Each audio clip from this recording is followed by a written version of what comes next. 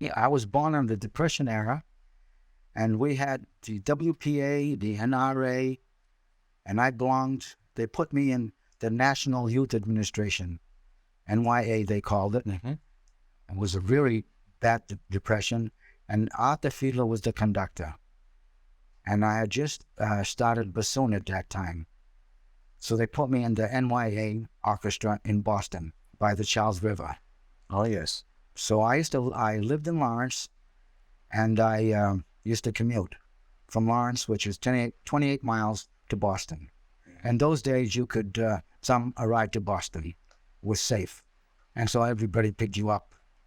And it was fun. So we played with, it had an orchestra, about 100 kids of ages from 16 to 21. You're living in East Islip at the present time, and you and your wife, Anna, and you have one son. Right. And what's his name? His name is Stephen. I have 3 sons. Oh, you have 3 sons. Okay. Right. Uh-huh. And Stephen is with you at the moment. At the moment, right now. And where do your other sons live? Michael Cerullo is living in Liberty. He's a technology teacher. Uh-huh. Okay. He married a girl from up there. So the education tradition continues in the family. Yes. And Stephen Cerullo is the music director of Connecticut. Yeah. Okay. He has a dual hat. He's also art director, music and art. And my dad from Italy was a farmer. So my oldest son, Michael, said, Dad, it takes 100 years to really fade away. So he's into farming up in Liberty, and I am too. So we both have. I have a piece of land about 15 by 50. And so he has a place too. Okay. And that's about it. So your father emigrated to this country from Italy. Where in Italy did he come from? 20 miles outside of Naples. Okay. It's called Casamostra. A little town outside of Naples. And my grandfather was the mayor of Casamostra. Did you know your grandfather? No. Did you ever meet him? No. You heard all about him, though, from your dad? Yes. When did your father come? When he was a teenager. Mm-hmm. And he met my mother here, and naturally got married. So he was the first of the family to emigrate to this country, and then met your mom here? The early part of about after World War I in that area? Right, yeah. Right. Uh-huh. What year did you retire, Peter? 1983. Why did you decide to retire at that time? I had about 30 years of teaching, and I don't know. I just felt it was about time that I left. It's just a feeling you get. Yeah, I didn't plan on it. Okay, but you know when the time. I had no feeling. I said it was time. Okay. And what was the last position that you held at the time that you retired? What building, for example? I was at the North Elementary School, and Mr. Sicken was the principal. And at that time you were teaching the grades. I was teaching grades 4 to 6. I had the third grade to 6th grade at that time. Okay, and that culminated approximately a 30-year career on your part. What have you been doing since you retired? I'm still down deep inside, musician. Sure. And I'm still playing. I'm playing with the local symphony orchestra. They call it the BAFA, Bay Area Symphony. I'm still playing bassoon. And when I first came here, I did an awful lot of work in the city. And once in a while I get called. What do you mean by you did a lot of work in this club date? Or no, with symphony orchestra. Symphony orchestra. Okay. Mostly. Mostly. I stopped doing dance work for jazz orchestras a couple of years ago because it was a strange thing, because I would holler tunes like Honeysuckle Rose, and the kids would look at me and say, "What's that? What's that?" Yes. And I would holler T for two. Yes. And they would holler tunes that I didn't know. Okay, yes. So that sort of... So there again, you know when it's time. So I said it's time to leave. Yes. Okay. But you're still having a lot of fun doing what you're doing. I'm enjoying it. The Bay, I assume that's named after the Great South Bay, so it's South Shore, is that right? Uh-huh. And the musicians are all volunteer? Volunteer musicians, and most of them are ex-music teachers, some pros, and some just semi-pros. But this is clearly a labor of love then. I mean, Yeah. for everybody who's in it, this is following your bliss, so to speak. You're having a lot of fun doing it. It's nice to play a solo like Beethoven's Fifth and play the bassoon solo. It's the ham in you, you know. Oh, wonderful. Peter, when did you first come to Brentwood? 1955. Okay. And now, in 1955, it seems to me, Brentwood was right smack in the middle of its suburban explosion. It was growing like crazy when you came. Yes, definitely. Yes, yes. Now, there was only the R.O.S building at that time? No, there was just a village. There was just a village. Just a village. So the R.O.S building wasn't was being built. It was being built in 55. Uh-huh. So when you first came to work in 55, where did you teach? I taught at the village school. You did? Ah, okay. Well, I was teaching. I'm originally from Boston, Lawrence, or Boston. And after the war, I was in an army band, a musician in Italy. We went to England, North Africa, and then, and then Italy at the end. We stayed in Italy about 2 years. And of course, I did visit. I was just about to ask you. I did visit my uncle there. Okay. And your dad's hometown. Right. Yes. I did visit him. It was quite an experience. I'll never forget it as long as I live. I'll bet. You've not been back since, though, huh? 10 years later. Oh, you did? I went back in 1974. Ah, okay. To the little village. Yes. And things were changed. Any family still there at that time? My uncle passed away at that time. Yes, he did. But, the nephews and nieces were there. But they had families, large families, 10 kids. Oh, sure. Yes. It's the old tradition. Yes. It was fun. Were they farmers, too? Were Yes, the family? they were farmers. Right. Oh, wait a minute. I was in Vermont. After I got out of the service, I got a job in Vermont. I played professionally I'm sorry, I'm getting ahead of myself. It's all right. It's okay. But from 40... I graduated from the New England Conservatory in 47. Aha. As a musician. Yes. I had a diploma in musicianship. And then I played with New Orleans Symphony for 2 years. I went to Indianapolis Symphony for 2 years. Then I didn't like what I was doing. And so I went back to Boston University and I got my teacher's degree from BU in 1951. So from 51 to 55, then I was teaching in Vermont. When you applied to Brentwood, Pete, who interviewed you? The ad was in the Vermont paper, 1955. And Dr. Hoyt interviewed me at the hotel there. Right. Okay. It was quite a show. Do you remember anything about that interview? Do you remember any of your feelings? Well, everything was warm in those days. Yes. It was quaint. It was warm. Yes. And we're all excited about it. The family and I, we're going to New York and all that sort of thing. Now, when you say the family, at that time, who was the family? Well, the family, at that time we had, I guess, the youngest was 6 months and the oldest was about 5, 3, and 6 months. Wow, so this is a major change then. Right. This is a big move from Massachusetts to an unknown town in Long Island. Yeah. Did that represent some kind of a financial advantage to you, though, at that point, taking the job? Well, at that time, I thought that once I got the salary here, I would be set for life. Yes. Of course, it didn't work out that way. Well, when you first started here. From Vermont yes, to here, there's a big salary difference. And what were you making in Brentwood when you first started there? $4,500. Okay, and it was so much money. That was good money compared to what you were being paid. Right. And that was probably before taxes too, wasn't it? Right. Yes. What was Brentwood like when you first got here? Warm, quaint, a lot of woods. Rural for the most part, beautiful. Right? I thought I was in Vermont. Isn't that at Shortside? Yeah, no hills though. Yes. Yeah, and no mountains, but it was lots of pine trees. Right. Yeah. There were not too many stores in Brentwood at that time though to do any shopping. No. Do you remember where you did most of your shopping? And Basho was pretty popular at that. That was the big place. All right. We all went there more or less. Islip, East Islip. You must remember the Kohler's Market up in Right. in town too. Yes. Brentwood. Some people, Pete, say that Brentwood has changed a lot in the intervening years, and then there are other people who say, Brentwood hasn't changed a bit. It's still Brentwood. What would you say? I'm sorry to say it has changed. It's changed. Maybe for the best. Mm-hmm. What do you think of when you say for the best? Well, they have all this modern equipment nowadays. Okay, The schools are fabulous now. the technology and the equipment. They have, it's tremendous. I remember those old machines we used to DDoS. Yes. We used to get ink on our shirts. Oh, for sure. I remember that.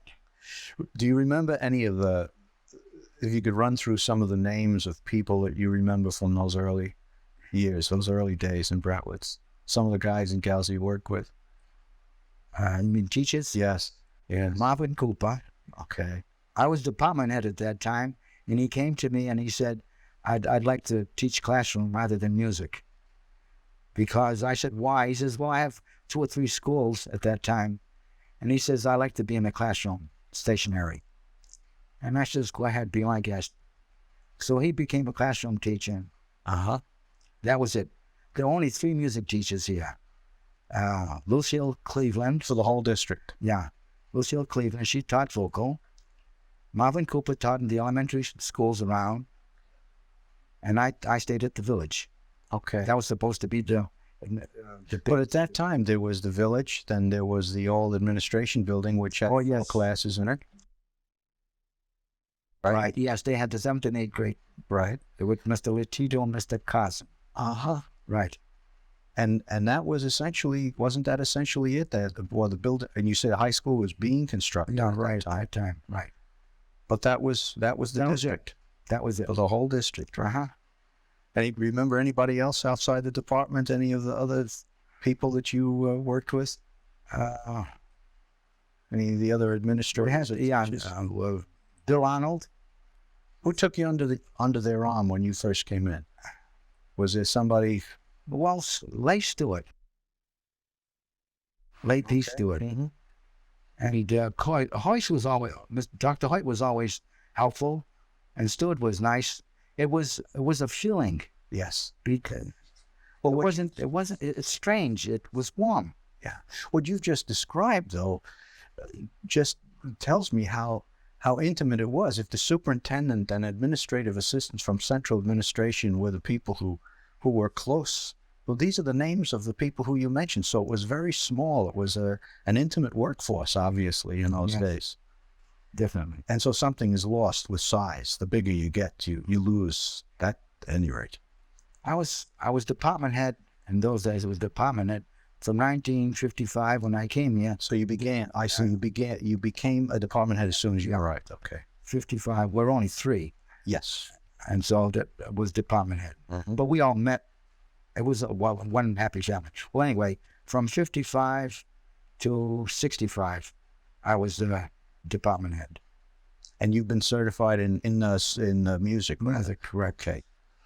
We had orchestra and band in cars. So that occupies a great deal of time right there, because you're not just working with a class. I mean, to a music teacher, a class is something else. It's not just 24 students sitting or 30 students in a room. You have as many as how many people in class? In the class, it was 30 kids. In 30. Or 28, something like that. And when you got the full orchestra together, or all of the kids together, and you'd rehearse, was it less than that? Well, at the beginning, it was maybe 5, 6. Every year, it grew? It grew. So it ended up around, when I left, it ended up around, I would say about 30. You were there before the Green Machine. Oh, yeah. And so you were one of the people who planted the seeds for what later became the Green Machine, right. Now known nationally. Correct. It's good, right? I mean, the Green Machine went on to perform for quite many affairs of state and prominent Thanksgiving Day parades in Manhattan, and Brentwood was put on the map all over the country as a result of some of the formative work that people like yourself were doing. I miss people. Really? You gripe when you're young, but actually they're happy moments. You don't know it. And, going into the teacher's room, and that was it. It was fun. Yes. At that time, I miss those days. They're gone. Of course. The things I don't miss, when you get a, what can I say? Just like in the service, I'll be honest. Yes, sure. If you get an administrator Yes. that doesn't know his stuff, Yes. and it's difficult to work with. Administrator's role is usually conceived of one in which they facilitate the teacher doing their job, but it doesn't always work that way. No. Well, I feel it this way even today. An administrator has a doctor's degree, supposedly. He's taken all these fancy courses about social people and all that, and yet when it comes to his ordering people around or getting people to work, he doesn't know how. In those days, there was no union or anything either. We had a union, but it was a friendly union. We didn't. Organization. Right. It was an organization. There was a union, but we seldom went to the union for problems. We solved our own problems. That was the beauty of it. Well, you can do that when it's small. You can just sit over Correct. a coffee table or meet after school, or you can just have a conversation to resolve the difficulty. Right. Yeah. Unfortunately, with size, again, that opportunity goes out the window. Peter, tell me, when were you born? Oh, gosh. August 23rd, 1920. A Virgo. Oh, you're a Virgo. A Virgo. Okay. Right. Mom was outgoing, a lot of personality. She almost glowed. She liked to sing. And I guess that's what happened. And on holidays, the eve of the holidays, she would get a bunch of us kids together, the European custom. And with pots and pans, we would sing and play the beat with the, pans and so forth and so on. Make rhythm instruments out of her. Yes. And she would sing. Was she of Italian descent? Oh, yes. She was also. Okay. She came from a town about 15 miles away from my dad's town.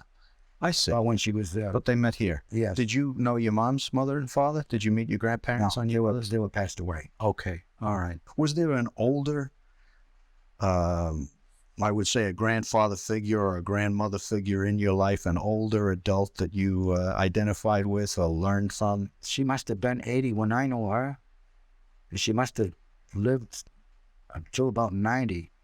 She was a real Italian, stocky, strong woman.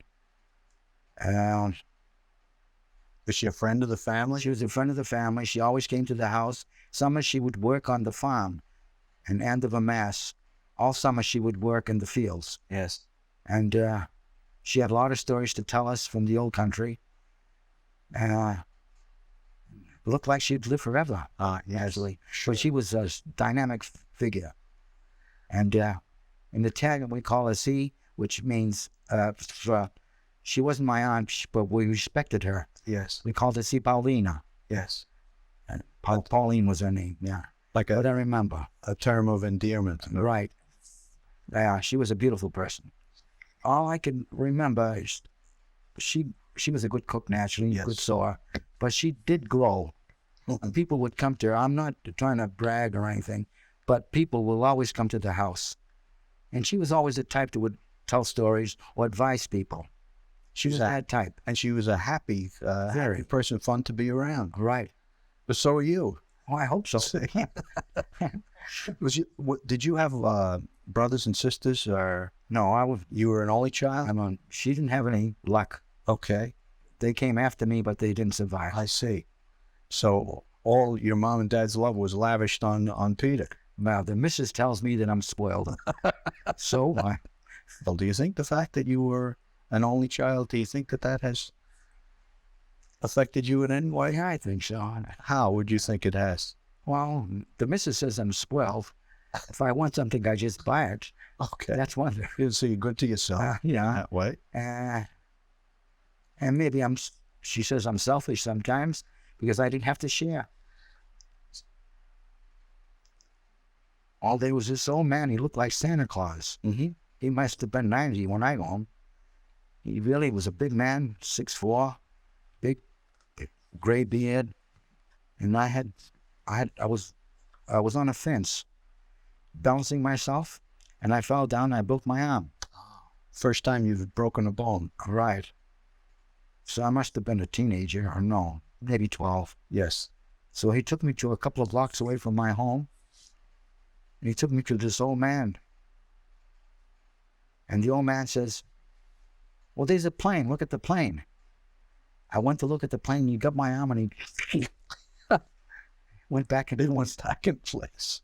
I hauled it naturally, but it wasn't black. So I remember him all my life. I remember Santa Claus. Yes. And who was he? He was just a... He was somebody from the Paisano, Yes. Okay. from the old country. Uh-huh. My dad knew. Uh-huh.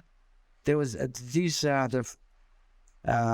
like my father's generation, they always knew somebody from the village that was a specialty in something. He had to be that specialty. There was other people that were good if you had a boil on your hand. I see. They had all different, and they Problem solvers. You'd go Right. to the different people who were before the day of specialists right. and expensive doctor bills. Yeah. Right. That's wonderful. Well, another thing is my childhood that I remember that it's a day gone by in the neighborhood. Of course, it was it was a close neighborhood, naturally, just like anybody else in those days. Sure. But all the neighbors were very, very friendly, because if one went shopping and saw a shirt that fit the other kid next door, she would buy it for the kid next door. Isn't that wonderful? Anything. If they saw a sale, they would get it for the people next door. Yeah. And it was very, and if we had an insurance man in our neighborhood, he would tell us not to get the insurance, get this one, because we couldn't afford that one. Yes. It wasn't to make a sale. It was to help you. Now, this would have been this is even during the Depression, too. Yes. This is during the Depression years. In other words, we had like an insurance salesman in our neighborhood, the butcher in our neighborhood, the cobbler, shoemaker in our neighborhood, but they're all from the old country. Yes. And they all had they all lived in this area. So you lived in a part of Massachusetts then that was like a little Italy, with all landsmen from your father's friends and your mother's old town and so on. There's a feeling of security that people have in living with people they're comfortable with. One thing I must remember before I forget. Yeah. Our neighborhood was strictly musician. Oh. Everything was music. The whole street was music. We all played. We started at about, I guess we all started about the 4th or 5th grade. And we had the neighborhood band. What did you play back then? I was a jazz sax and clarinet player. There you go. And that put me through college. Marvelous. Wonderful. Yes. Who was president during the times we're talking about now? Do you remember who was in it? Roosevelt, WPA, Yes. Yeah. Well, I used to hear a few remarks from Vermont while I was teaching in Vermont. Yes. He wasn't, with some people, he wasn't liked. They were still way back, strict Republicans. We had 1 to 4, 5 to 8, and freshman to senior, 9 to 12. And were all of those schools you attended in that area of Massachusetts then? Before you went to Boston University, I mean, all of them were in that area. Do you remember any of your elementary school teachers? I remember Lanky Sullivan. She always talked politics, and she said Roosevelt could get anything he wants. She was strictly a good Democrat. And Lanky Sullivan, yeah. I remember her. Did you have a favorite high school teacher?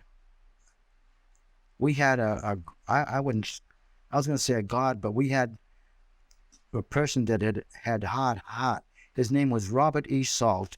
He was the music teacher. He was a math teacher, and he didn't like teaching math, but he played piano, and he became a music teacher.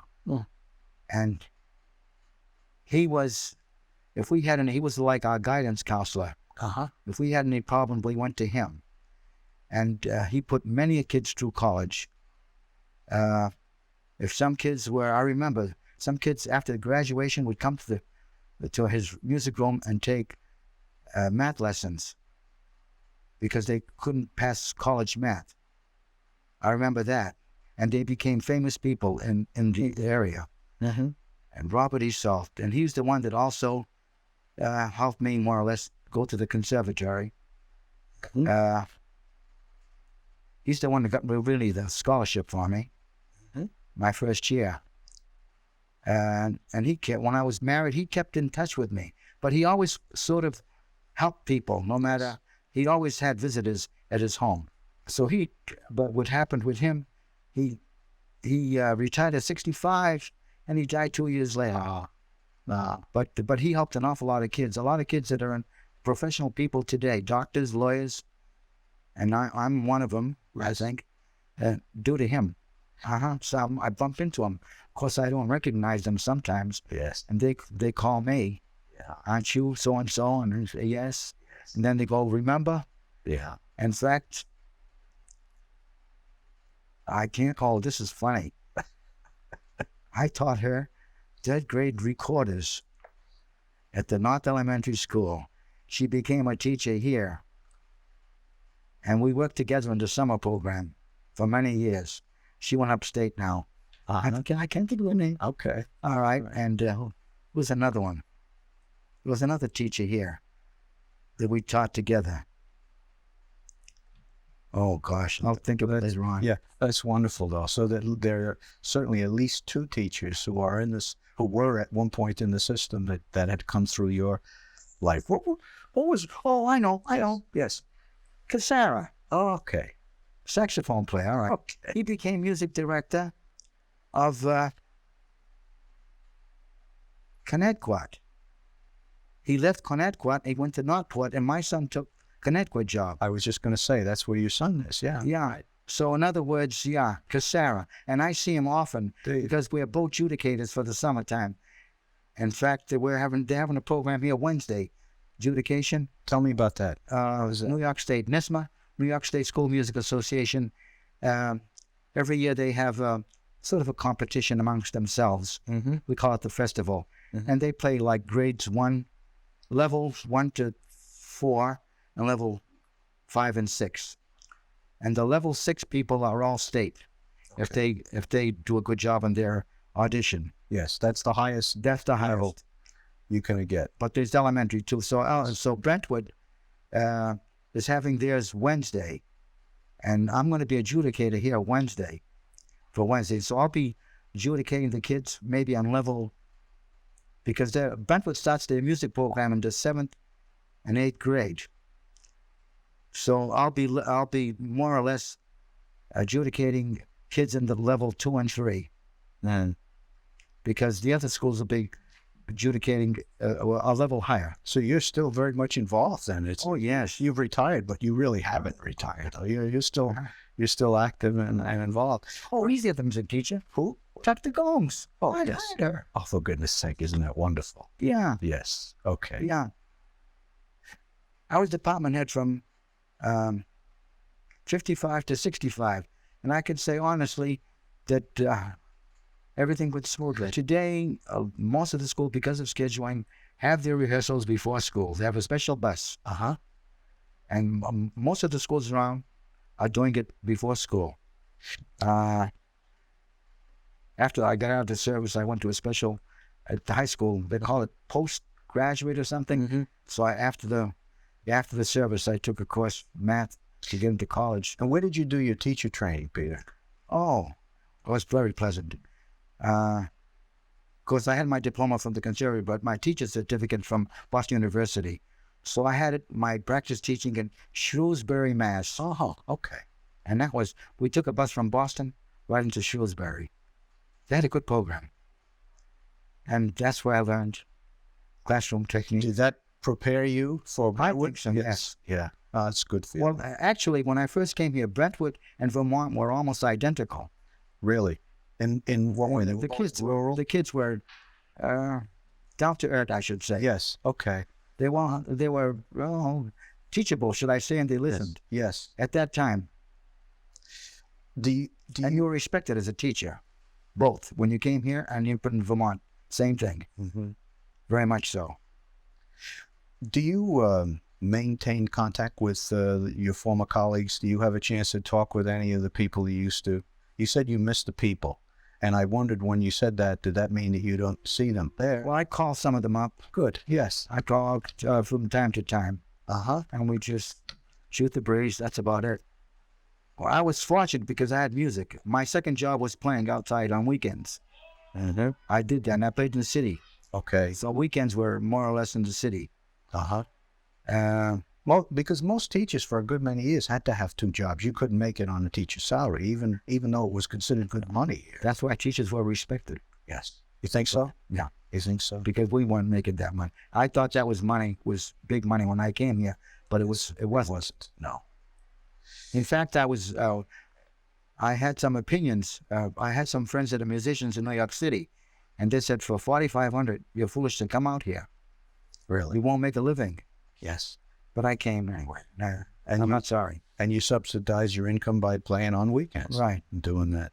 I remember 2 court cases. Mr. Weaver, the haircuts, the boys' haircuts, and Mrs. Knott. Yes. The dresses. That I remember. But they couldn't be a certain, they had to be a certain. I don't know exactly. I'm right above the knee. And below the knee. And the haircuts, what was it with the haircuts? They couldn't be long. They couldn't be long. No. Yes. Yeah, that'd be short. And they went to court, as you said, over these. But these people were strong, like Mrs. Knott. She was a strong character. And so was Mr. Weaver. Yes. You know? Well, from the older, I sound strange, but when I first retired, I was really lonely, and that bus that came by my street and picked up the kids, it broke my heart. So I put my name in for substituting, and I substituted for a while, and I learned an awful lot in substituting. Really? Yes. And would you suggest that as something that a retiree might do to feel better? For a while. For a while. But in other words, I got it off my chest. Yes. Yes. So I learned a lot, and I learned what the young teachers are going through. Yes. There is a big change. There is. Big change. You saw that then? Yes, I saw that. What was the change that you noticed? I shouldn't say this to children, and there used to be respect between children and teacher more. I felt that the kids are independent today. That the same kind of respect is not shown. No, and if they But see, probably our whole attitude toward authority in the country has changed, and that's a part of it too. That it reflects itself in the classroom. I can't say that of the majority. You'll always find one or two that spoil it. Sure. And that's but we don't. Maybe in our day we had 1 or 2. Now we have more, 5 or 6. Yes. We used to have wild parties here at Christmas time. Yes. Beautiful parties. Among the staff or the faculty. Yes. And I remember. Yes. But everything was homey, friendly. Yes. Yeah. Yes. Put it this way. Yeah. In those days, symphony orchestras were only 5 months of the year. I see. If you're lucky, 6. Then I used to come home summers and look for a job playing in a summer band. And every summer was a hassle, looking for summer work. And that was one of the reasons. The other reasons, I felt that being a professional musician, I felt there was too much pressure on you. I felt at that time. And it's, figure it this way. It's like a school, actually. You have if you have a good administrator, it's excellent. The school runs. You have a good band director or orchestra director, it runs. But if you have somebody up there that does not have something that you dislike, or he's not doing what he should or something, then you'll feel you want to get out. Because some people in the service that I know, musicians, there was a good bandmaster there. They remained in the service because the bandmaster was good. I'll be darned. So, I mean, things of that sort. So that's why I left because of that reason. Because it was only a short season in those days. Yes. And then I was also a little older than the others because I had been in the service. Yes. So I was trying to get my feet wet really with the big symphony orchestras. I was 24, 25. And That's a very hard life, though. and I had one child. Yeah. Oh, okay. And so with one child, it was kind of rough. And so that's the reason I And left. the number of openings in symphony orchestras across the country. I mean, there are not that many openings, so it's got to be a very competitive field too. But see, I was fortunate. I can't complain because I did jazz work in those days. As summers, I did that. We had the transcription funds, money from the union. Yes. All these summer band concerts that we would get paid for a rehearsal and a concert. And From the 802, the local 802. yeah. So that helped a lot for the summertime for me. So you've been a union person in on both sides of the coin. Then you've been a member of the musicians local for many years. Do you still belong to that? Yes, I still kept it. I don't know why, but I kept it. Okay. And you were also a member of course, the Brentwood Teachers Union. Yeah. Were you ever active in the union here at school, Peter? No. No. Okay. We're in our little world all the time. Yeah, sure. I mean, maybe that's good, maybe it's bad. It's neither a question of good nor bad. You were a participating member, and that's good. And that's sometimes the most important thing. Was there anything you do differently? No. Okay. No. Oh, wait a minute. Oh, I gotta tell you this one. This one's a good one. When I first came here, of course, I had my feet wet teaching in Vermont, in rural area. When I came here, I didn't have a classroom. Yes. I went in the boiler room. I gave lessons in the boiler room, and I had band next to the boilers. Band. Of course, it wasn't a big band. It was only maybe 10, 11, 12 Right. people. This is in what is now the village library. school. Oh, in the village school. School, in the village school. Down in the boiler room. That's Right. where you were. Yes. And also the teachers came down to smoke in the boiler room. Yes. Also, that was another point. I remember you saying about the coal dust settling on the coffee as you Yeah. down there. Yeah. Oh, that's But we didn't notice these things. Yeah. It's strange. yes. And we didn't go to the union and those things. Yes. We didn't. I don't understand. We just did it. And the kids didn't complain either. And I remember when they converted from coal to oil. I remember that too. Do you? Yes. Those are nice memories. Nice memories. I believe every kid should have some kind of foundation in music. I really do. Yes. I think it didn't. I sound kind of corny, I don't think you do at all. but it sounds. I don't think you do. I don't know. Whether they take to music or not, I don't care. But they have. I feel they should have music, some kind of music, because it enhances their life. Sure it does. It gives them something extra. The only thing I can say, you have to have love. That's the do. And if you have that, yes, you have everything. Oh, the stunt. I don't know if I mentioned this. I probably did, but the biggest point for Brentwood here, when we had the music festival in '63, we had Arthur Fiedler conducting the All-State Orchestra and the All-State Orchestra. That I'll never forget. And the announcement came over that Kennedy was assassinated. That everything stopped. That was, I just remembered that. And that was the day that Arthur Fiedler was here? yeah, that was the day. And of course, in fact, I had to get him a hotel room and all that sort of stuff. Yes. That was part of my job. But nevertheless, that was really, everything stopped. Sure. And then we tried to get Arthur Fiedler to come another day, but he's all booked. Mm-hmm. So we had to get another conductor for a later date. Mm-hmm. Is there anything that we've forgotten to talk about, Pete? Is there something? No, the main thing is, it's the thing that's past. I'm not sorry. It was a good life, really. I can't complain. How do you want to be remembered? How do you want How do you want your students or your colleagues to remember you? That I did something for them. Anything. I did something for them. Yes. When they approached me today, I don't remember them, some of them. They changed so much. But that's the only thing.